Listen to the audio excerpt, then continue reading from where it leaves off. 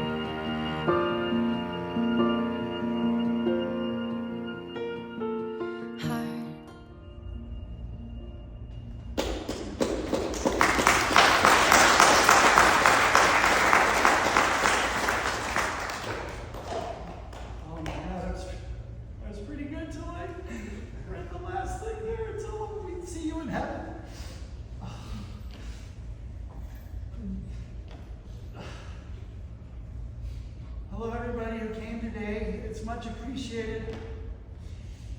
This truly shows how much my mom was loved, and we're here to celebrate a life, a very special life. My mom, Muriel Cookson. I consider myself very lucky to have had her as a mother. I want to thank my dad for finding her and being smart enough to marry her. Good work, Dad. You're a pretty smart guy. My mom lived to be 95 years old. Just that makes her special. The average lady lives to be 85 in Canada. So she outlived a lot of people. I wrote out bullet points, and I'm just going to speak to each point. I'll do my best not to cry through this thing. That's going to be difficult. As already has been said, my mom was born in Winnipeg, Manitoba. Both her parents were born in Scotland. My mom loved to laugh. She loved to laugh. We laughed all the time. And when she would laugh, she would crunch up her nose. And it was the cutest thing watching her laugh. And like Glenn was saying, we used to always kid around with my mom and say crazy things and get her laughing. And it was really special. We have many special memories of making my mom and my dad laugh, which I'm grateful for. My mom loved to give advice. Some of it was typical advice like brush your teeth, stand up straight, be polite, be honest, and don't be a dick. She also, to reinforce brushing your teeth, she'd pull out her dentures and say, you don't want to be like me, you better brush your teeth. Growing up, my mom took me everywhere. I was a baby. She took me everywhere. She'd take me to bowling. She'd take me to her ceramic things, making her ceramic. She'd take me to the mall. And I used to love it. We used to have a lot of fun. Mom was a social butterfly. She loved people. She loved everybody. She loved getting together with people and playing games. She just absolutely loved it. Funny story, when I was little, my mom took me to Wolco and Shepherd Avenue. And I was pretty proud of myself. I stole these dinky cars.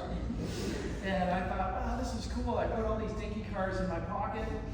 And I got home with them, and I was really proud to say, hey, Mom, look at these dinky cars I got. This is great. And I pulled them out on the table. She was mortified. She's like, what? Are you nuts? She grabbed me by the ear, took me to the car, drove me back to the store, asked for the manager, and said, my son needs to speak to the manager. And here I am. I thought everything was great until the manager came out and told me that I could be arrested. And anyway, so that's where I learned how to be honest. It was actually a couple weeks ago. My mom and I drove, so funny story. So I was all excited to get my license when I was 16, and my dad's like, what's the rush?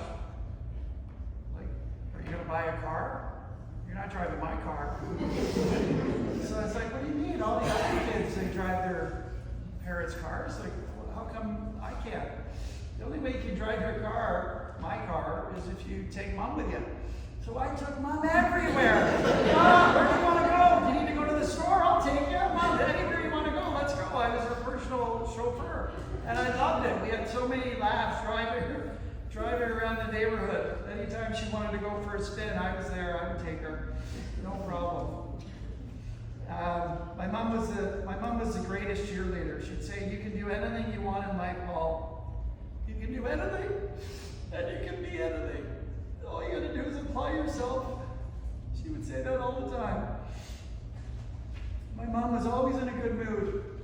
Always in a good mood. She was always so happy. Even if things were shit, she was happy as a clam all the time. My mom was fun.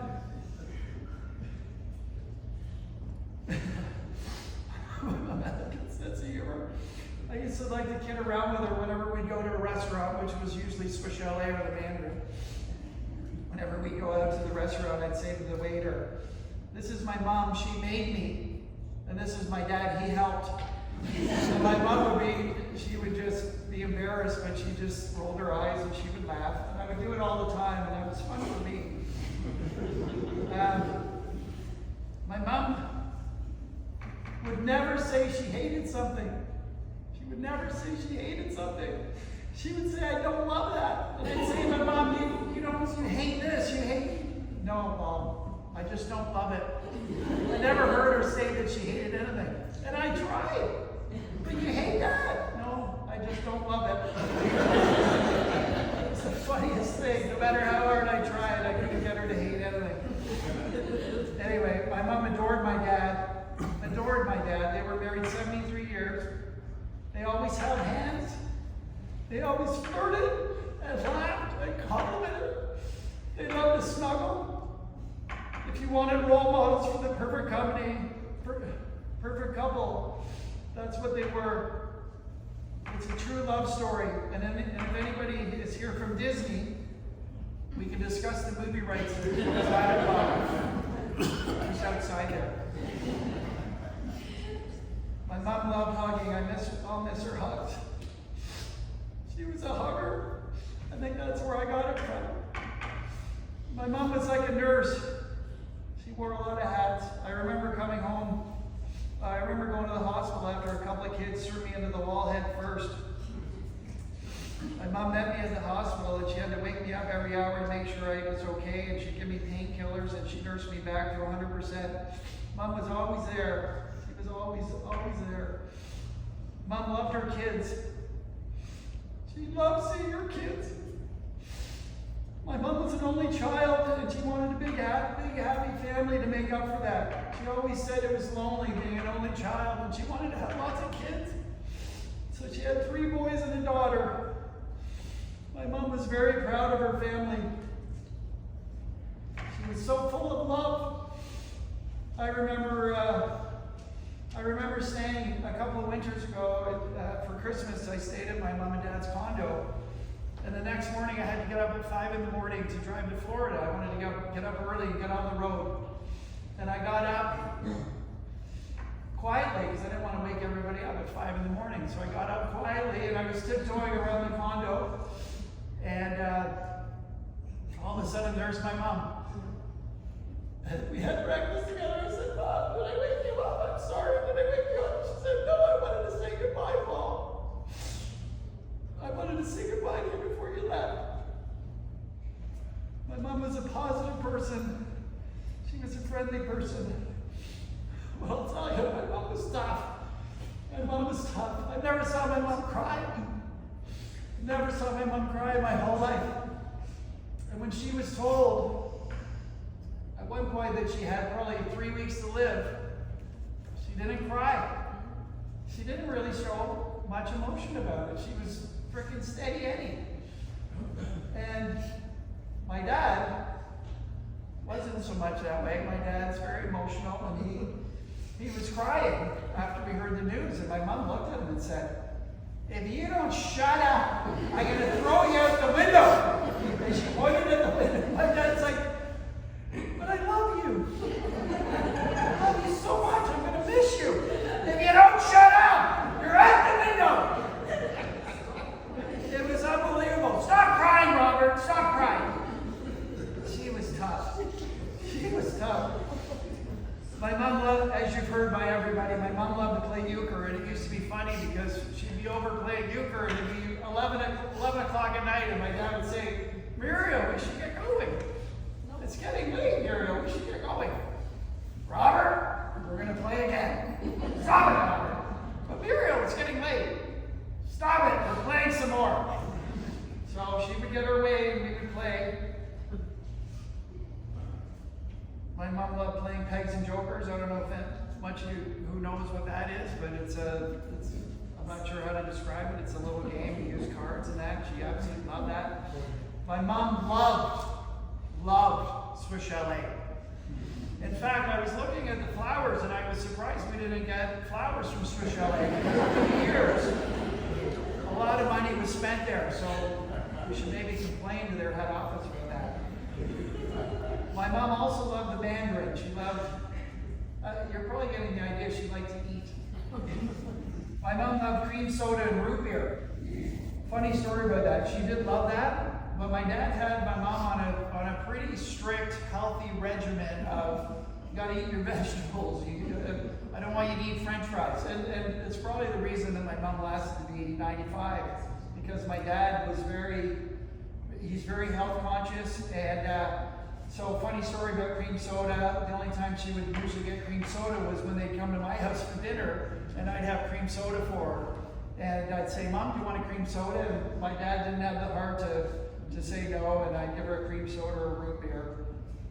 My mom loved to winter in Florida for years and years and years. They wintered in Florida. How many years, Dad? How many years did you go to Florida? 15? In Florida? Yeah, 16. We're 16 in California. We must have been 30 in no. So 30 years in Florida and 16 years in Palm Springs.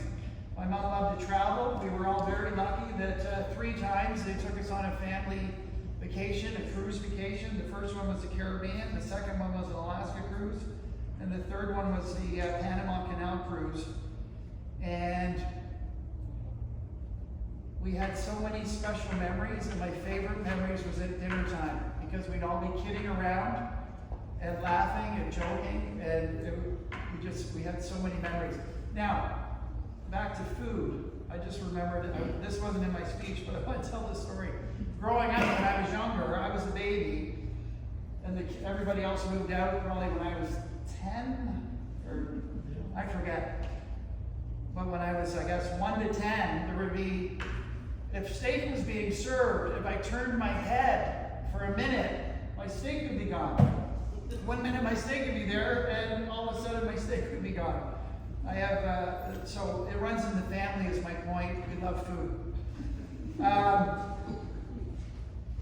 Losing a parent is probably the saddest thing that can happen to a person.